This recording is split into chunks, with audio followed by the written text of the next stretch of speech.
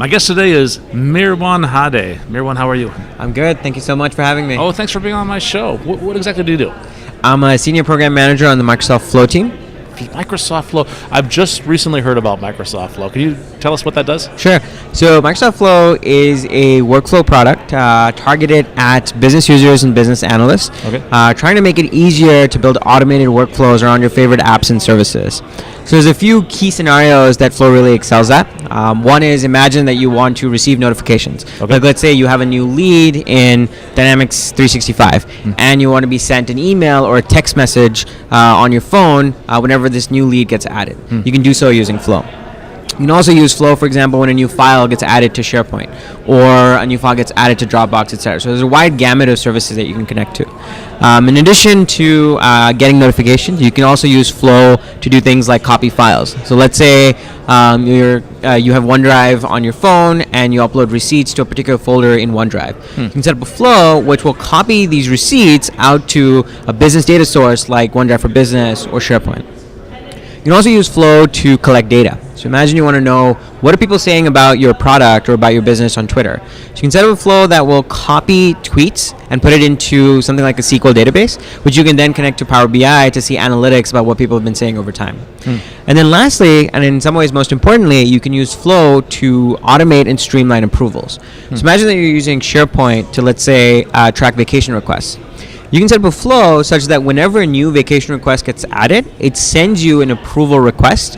And as a manager, you can see this approval request in the approval center in Flow. You can see it on your mobile phone. You can even see it as an actionable message directly in your Outlook inbox. You can hit approve or reject, type in a message, and all of that directly gets reflected back in SharePoint as well as in an email back to the person that requests that vacation. Well, interesting. So all those scenarios sound great, because I like them because they're real-world things that I've seen in my career.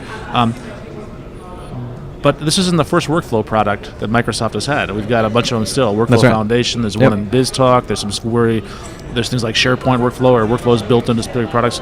How does this differentiate? What was the motivation behind creating another workflow product? Sure.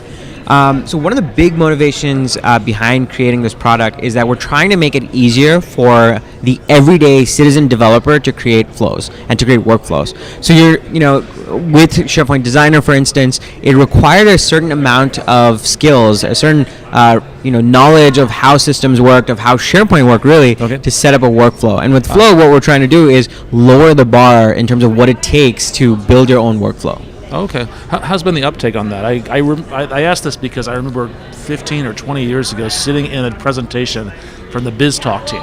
And they said, look, it's Visio. Your users are already using Visio. It's designed for end users.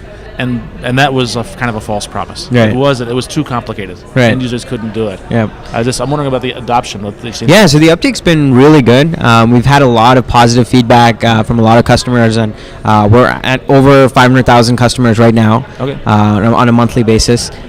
We've seen a lot of traction from people coming in from Office. So a lot of people have been using Flow to create workflows for OneDrive for Business, for SharePoint, for other Office services like Teams and Planner.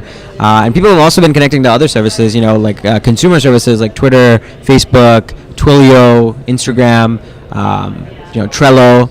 Are there hooks to make that easier to connect to services? Yeah, absolutely. So we have over 150 different connectors out of the box that you can connect to. And like I said, ranges from your typical O365 services all the way to more consumer-like services. And each of these services has dozens of templates. So all you need to do as a business user is come in, give your credentials, tell us which account to use, which site, which list, etc. And you have ready-made flows that are ready to go.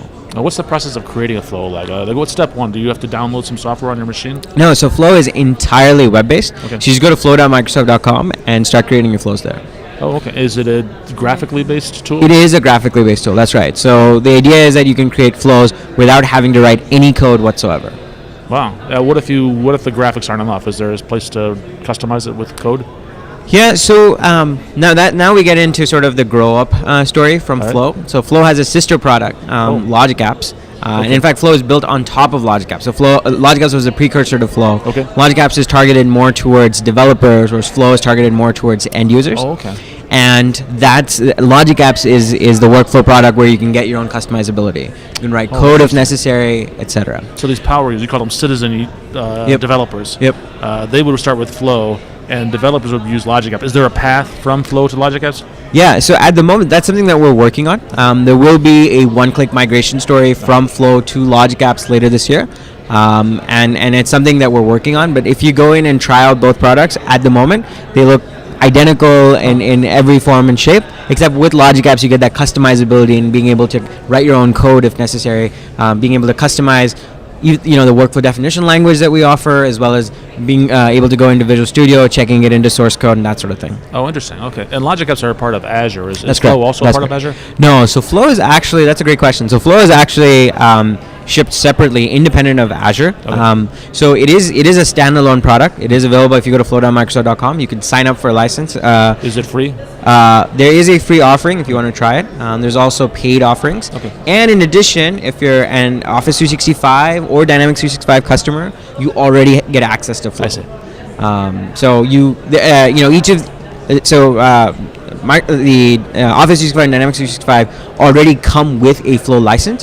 So as soon as you start using, you get 2,000 runs per month, you get access to some of the connectors, and then you upgrade to our paid offerings if you want to use additional connectors or if you want additional executions. Okay, all right, good. That's great. That's a great model for people to want to learn it without making the initial investment. They want to decide before that's for them.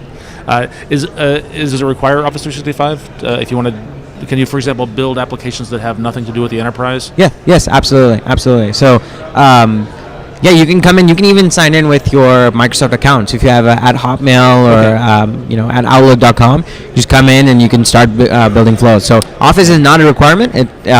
Flow works better with Office, but it's not a requirement. Okay, I'm thinking of the people that are using service like If This and That. Yeah. They just want to say, all right, whenever somebody drops something in my Dropbox folder, then I want a notification to pop up somewhere else or whatever. Copy it over here. Yeah, absolutely. I mean, that scenario is definitely possible in Flow. You just come in, log in with your Dropbox credentials for the Dropbox connector, log into, let's say, if you want to send a push notification, then you log in, download the Flow mobile app, and you can send push notifications. You want to send text message, create a connection to Twilio, and you can send a text message as well. Very cool. What's the best way to learn more about Flow? Yeah, so if you head over to flow.microsoft.com, we have a great set of documentation. We also have guided learning videos, which you can go step by step and learn all of the different aspects of Flow. Excellent. Is there anything we haven't talked about we should have? I think one thing I'll say is that Flow is the spiritual successor to SharePoint Designer. So one of the things that we've been saying, and we've been partnering with SharePoint as well to say, is that any existing workflows that you had with SharePoint Designer, if you're looking to update them or if you're trying to modernize them, then Flow is the way to go. And SharePoint Designer is going to continue to be supported until 2026, but Flow is the successor to that, and we're investing heavily along with the SharePoint team to make sure that we have feature parity between the two products. And as many of you will know, in SharePoint we have an integration. Flow has an integration on both lists and libraries, so you can select a document, you can select a file, and kickstart an approval flow, or send it for feedback, post it to Teams, post it to Yammer, etc. Thank you so much for your time. Yeah, thank you.